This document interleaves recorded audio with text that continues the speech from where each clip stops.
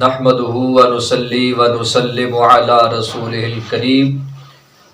اما بعد بسم الله الرحمن الرحيم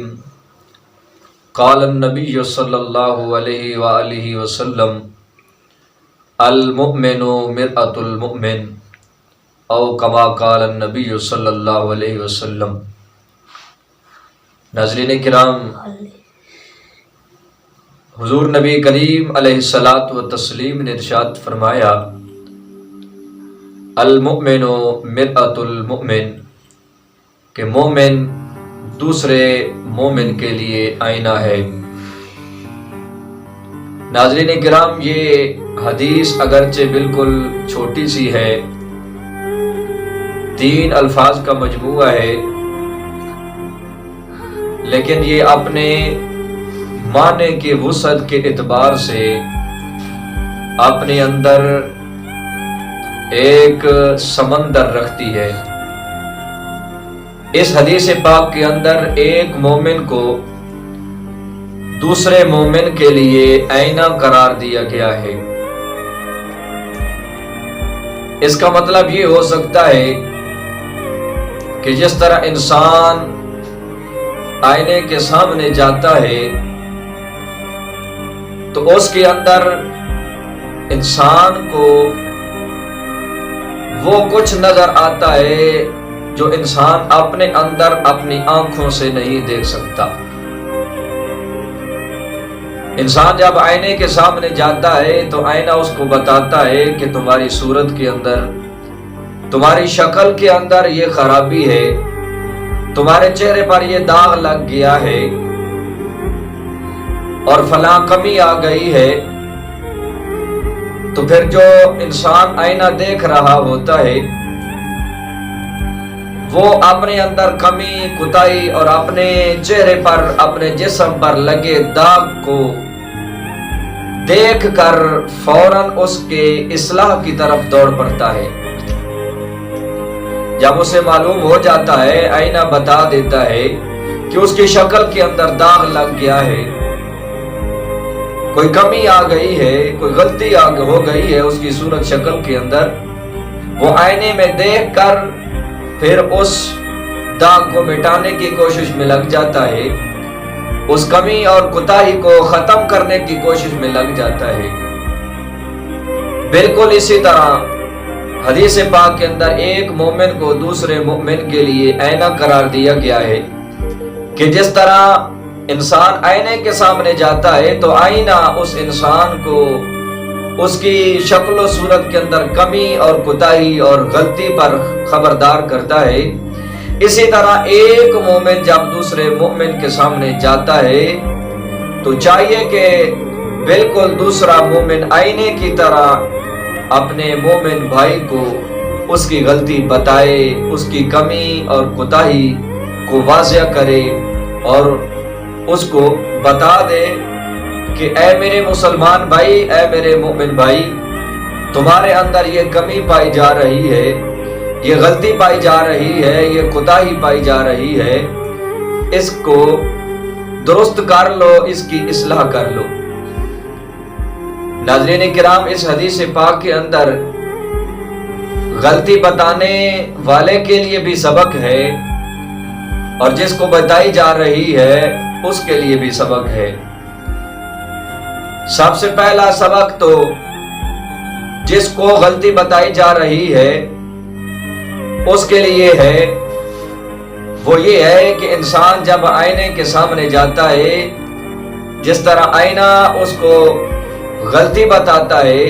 اس کے چہرے پر لگے ہوئے داغ کو بتاتا ہے، پھر وہ آئینے کے بتانے پر آئینے کے اوپر غصہ نہیں ہو جاتا، اسے ناراض نہیں ہوتا، اس کے ساتھ تعلقات ختم نہیں کرتا، بلکہ انسان نہ آئینے پر ناراض ہوتا ہے، نہ تعلقات کو ختم کرتا ہے، نہ غصہ ہوتا ہے، بلکہ اپنی اصلاح کی طرف دوڑ پڑتا ہے۔ بالکل اسی طرح اگر ایک مومن دوسرے مومن کو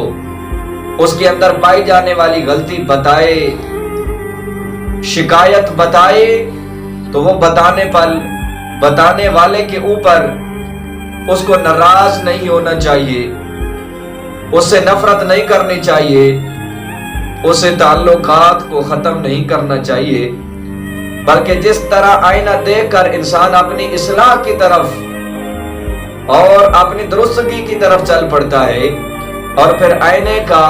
وہ شکریہ بھی ادا کر رہا ہوتا ہے کہ شکر ہے کہ آئینے نے مجھے میرے اندر جو داغ تھا، جو کمی تھی، جو کوتاہی تھی، اس کو بتایا ہے، اس کا شکریہ ادا کر رہا ہوتا ہے، گویا کہ اس آئینے کا وہ انسان احسان مند ہوتا ہے۔ اسی طرح جب مومن اپنے مومن بھائی کو اس کی غلطی بتائے، اس کی کمی اور کوتاہی کے اوپر خبردار کرے، تو انسان کو چاہیے کہ وہ اپنے بتانے والے مومن بھائی کے اوپر ناراض نہ ہو، تعلقات نہ ختم کرے، اس کے ساتھ غصہ نہ ہو، دل کے اندر اس کے لیے نفرت پیدا نہ کرے، بلکہ اسے چاہیے کہ اس مومن مسلمان بھائی کا احسان بن جائے، احسان مند بن جائے کہ بھائی آپ کا یہ احسان ہے کہ آپ نے مجھے میرے اندر پائی جانے والی غلطی کے اوپر متنبہ کیا ہے، اب میں انشاءاللہ اپنی اس غلطی کی اصلاح کروں گا، اپنی کمی کوتاہی کو دور کروں گا۔ اور پھر جو بتانے والا ہے اس حدیث پاک کے اندر، اس کو بھی سبق ملتا ہے کہ جس طرح آئینہ بالکل خاموشی کے ساتھ اپنے دیکھنے والے کو بتاتا ہے کہ تمہارے اندر یہ غلطی ہے، یہ کمی ہے، یہ کوتاہی ہے، بالکل اسی طرح مومن کو بھی چاہیے کہ اپنے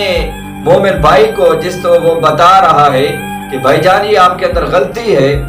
یہ آپ کے اندر کمی کوتاہی ہے، اس کے ساتھ وہ ناراض نہ ہو، سخت لہجے کے ساتھ اس کو نہ بتائے، ڈانٹ ڈپٹ نہ شروع کر دے، بلکہ اگر بتانا ہے تو بالکل آئینے کی طرح خاموشی کے ساتھ علیحدگی میں بتائے کہ کہیں لوگ سن کر اسے نفرت نہ کرنے لگ جائیں، تعلقات نہ ختم کرنے لگ جائیں۔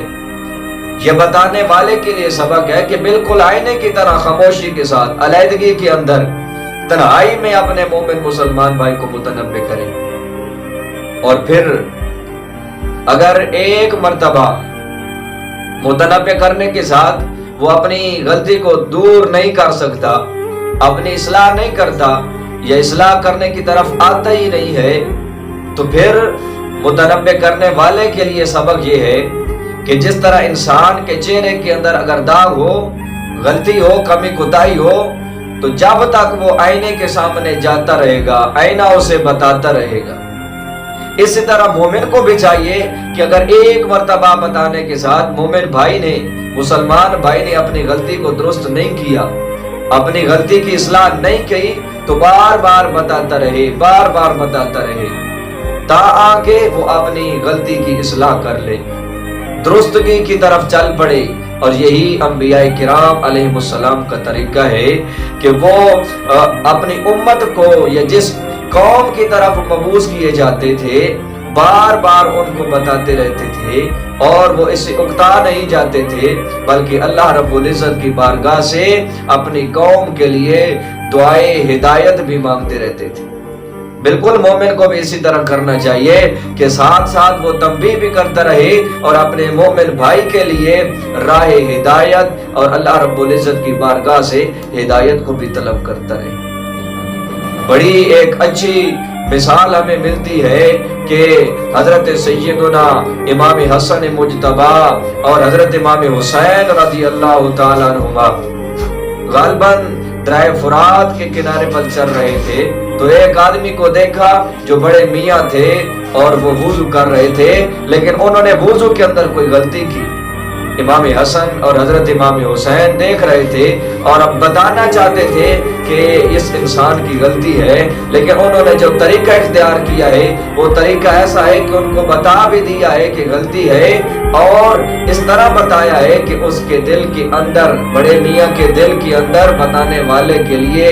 کچھ بھی نفرت پیدا نہیں ہوئی۔ بتانے کا طریقہ کیا تھا کہ یہ دونوں صاحبزادے، دونوں شہزادے اس بڑے میاں کے پاس چلے گئے اور جا کر کہا کہ بڑے میاں جی ہم وضو کرتے ہیں اور آپ نے دیکھ کر بتانا ہے کہ ہم میں سے وضو کو درست کون کرتا ہے، یا ہم میں سے اگر کوئی اس کے اندر غلطی کر رہا ہے تو وہ کون سی غلطی ہے؟ بڑے میاں کے سامنے دونوں شہزادوں نے جب وضو کیا تو بڑے میاں کو اپنی غلطی کا احساس ہو گیا، اور وضو کرنے کے بعد بڑے میاں نے کہا کہ اے صاحبزادگان، آپ نے تو وضو بالکل صحیح کیا ہے، غلطی میری تھی جو میں نے آپ کے وضو کو دیکھ کر درست کر لی ہے۔ ناظرین کرام، یہی ہے قرآن پاک کا حکم، ادعو الی سبیل ربک بالحکمت والموعظۃ الحسنہ۔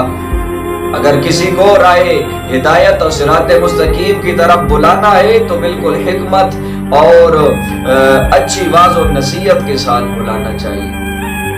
دعا ہے اللہ رب العزت ہمیں اچھی واعظ و نصیحت کے ساتھ اپنے